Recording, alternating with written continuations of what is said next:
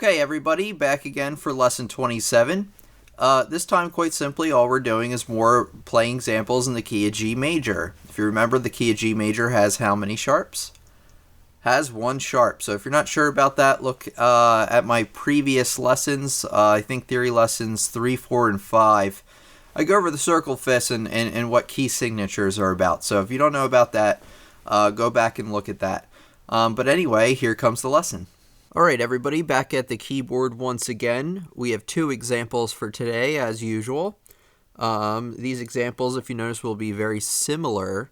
The melody is the same with some differences. The second one is more of a challenge one, so I at least recommend you play the first one, but I of course recommend you do both. But the first one is usually a little bit easier. So, let's take a look at what we got here. We have a piece here with right hand and left hand, like we've seen with everything else. We have a 4/4 time signature, which means 4 beats in a measure, and quarter note gets 1 beat. And then we got an F sharp there, if you see that, an F sharp in the treble clef and bass clef. So that means we're in the key of what? Hopefully you said the key of G. If you didn't know that, I suggest you look back at my last video, lesson 26, or you look at the theory lessons, which went over the circle of fifths. So, here we go. I think we talked about everything else. Two more things. One, you see that we have a P there in the beginning. That means piano, so we're going to be playing soft. And then later it gets loud. But here's a tip for you. When we're learning these, let's learn the notes first. You know, we'll learn the right hand first and then the left hand, put them together. And then I want you to add in the dynamics. Because when you're first learning a piece and you're worrying about notes, it's more important to worry about the notes than it is the little details, and then you can add in the details later once you got the notes down. So that's a little practice tip for you. So we're just going to worry about the right hand for right now. This one, we have dotted quarter notes. Maybe I should have done a dotted quarter explanation. Maybe that will be coming up soon. Maybe I'll make a supplementary video for it. So, anyways, we have a dotted quarter note and then a bunch of eighth notes. If you remember back to like lesson 11 or 7, I don't know, 16, something like that. It was way back when we talked about eighth notes. I suggest you watch that lesson again because it goes over how you count eighth notes. And one of the things you have to do is you have to split up each beat into 2 halves to be able to count half a beat. And you do that with the term and. So say we have a measure of 4 quarter notes. That would just go 1, 2, 3, 4. If you split them all into eighth notes, now you would count it as 1 and 2 and 3 and 4 and, like this. 1 and 2 and 3 and 4 and. With quarter notes it would be 1, 2, 3, 4, eighth notes. 1 and 2 and 3 and 4 and. What you're doing is you have the same amount of beats, but you're splitting it up into 2, so you're fitting twice as many notes into 1 beat. So how we count this dotted quarter is this gets the entirety of beat 1 and the first half of beat 2, meaning that the next eighth note hits on the and of 2. So how you're going to do it is you're going to count 1 and, you'll count 1, 2, and. That 2, the second half of 2 is where that A will hit, that eighth note. So it'll go 1, 2, and now I'll count out the rest of the measure. 1, 2, and 3, and 4, and. So once again, 1, 2, and 3, and 4, and. So that's how you'll do that. It's the only dotted quarter rhythm I see in the songs thus far. I think there's another one in the next example. So that's just how you'll count that. So practice that one measure. 1, 2, and 3, and 4, and that will kind of help you get that dotted quarter rhythm. Like I said, I might make a separate video just on dotted quarter notes, but we shall see. So now we got a left hand part. Oh no, we have to talk about the rest of the right hand. Sorry, I got sidetracked there. So you got G with 1. We'll go over this like normal, and then you got A with 2, B with 3, C with 4, D with 5, and B with 3. And then you're going to shift your thumb down to hit D with 1. And then you got G with 3, A with 4. And then you got 2 on F. Is that F? If you said F, that's completely wrong. Well, not completely wrong, but it's wrong because remember that we have a sharp in the key signature, so we're going to be hitting F sharp with 2, and then you got A with 4, G with 3, F sharp again with 2, remember, and then you're 1, so you'll kind of tuck your thumb underneath there, hit G with 1.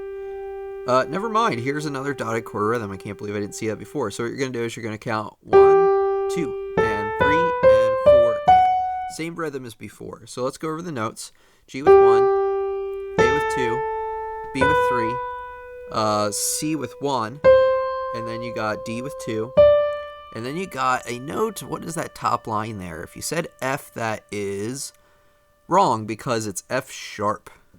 I'm just kind of trying to drill this in your heads because it's something important to look after. Because if you play it with just F, regular F or F naturals, it's known, it won't sound quite right. And then you got G with 5, we're in the next to last measure here, and then you got G with 1 below it. And then on the last measure, you're going to count out, it's important you count this measure because I kind of did this on purpose where we have just a note at the very end of the measure just to make sure you're counting. So what you're going to do is you're going to count 1, 2, 3, 4, and that's all. That note falls under beat 4. So let's move on to the left hand.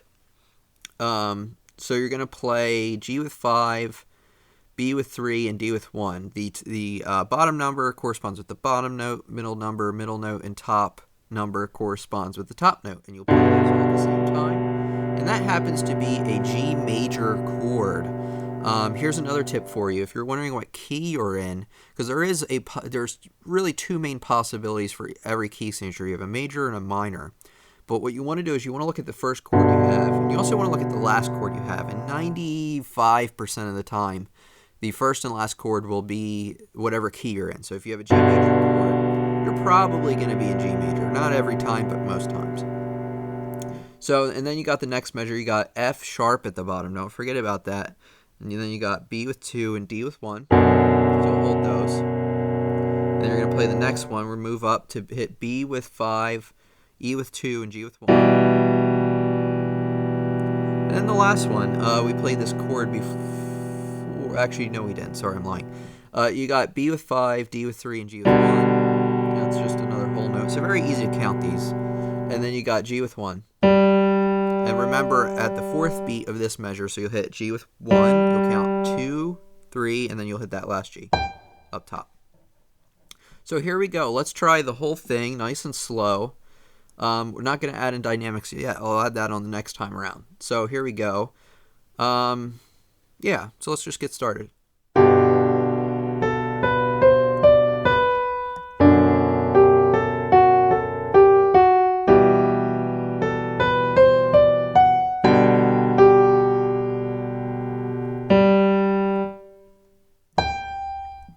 Go, not too bad. Let's add in the dynamics, which is the piano and the forte there. So starting out soft. 1,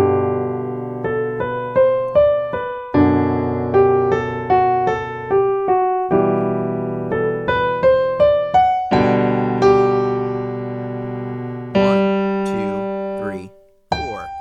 Counted out that last measure just so you get that. Let me play it one more time, and I'm going to count the rhythm for you. So we got that. So I'm going to count the rhythm with the top hand, with the right hand. The bottom one doesn't really need any counting because it's just whole notes. So it's going to go 1, 2, and 3, and 4, and 1, 2, and 3, and 4, and 1, 2, and 3, and 4, and 1, 2, 3, 4, 1, 2, 3, 4. So that's how you'll count it. Let's move on to the next one. If you notice, this should look very similar, like I stated before, that the top melody in the right hand is the same. So we don't have to go over that again. If you need to go over that, you can go over it in the beginning of this lesson. So let's just talk about the left hand real quick. So you got G with 5, B with 3, D with 2, and then is it F with 1? No, F sharp. There you have F sharp again with 1, E with 2, D with 3. And then you're going to, when you hit D with 3, you need to tuck under your thumb to be able to hit B with 1. And that's so you have enough fingers to hit G with 5 in the next measure. Then you got B with 3, D with 2, and then you got got F with 1, no, F sharp, that's right. And then you got E with 2, D with 3, and then when you hit D with 3, you got to tuck in, like before, to hit B with 1, your thumb, to be able to hit G with 5. So there we go. So from beginning to end with the left hand, it should sound like this. Oh, wait, sorry.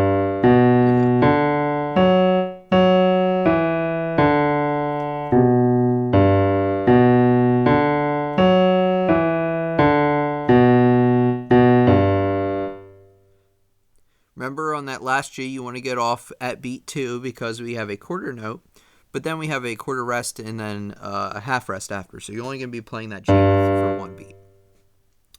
So let's try it very carefully with both hands together. Let me think.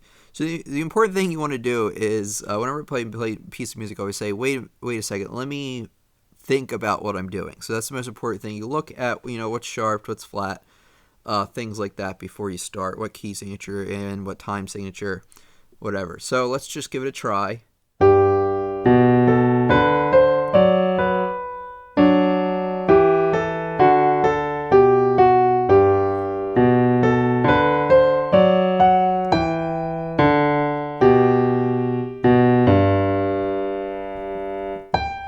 There, not too bad.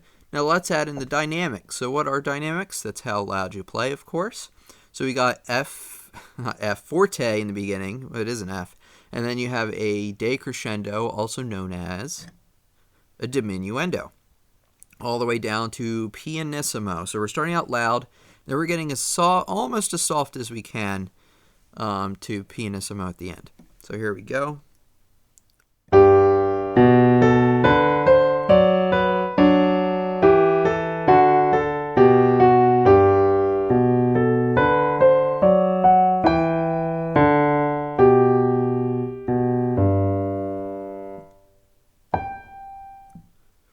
So there you have it. Those are our 2 examples for today. As always, you can leave me any comments or questions. I'm getting a lot of comments. I can't get to all of them.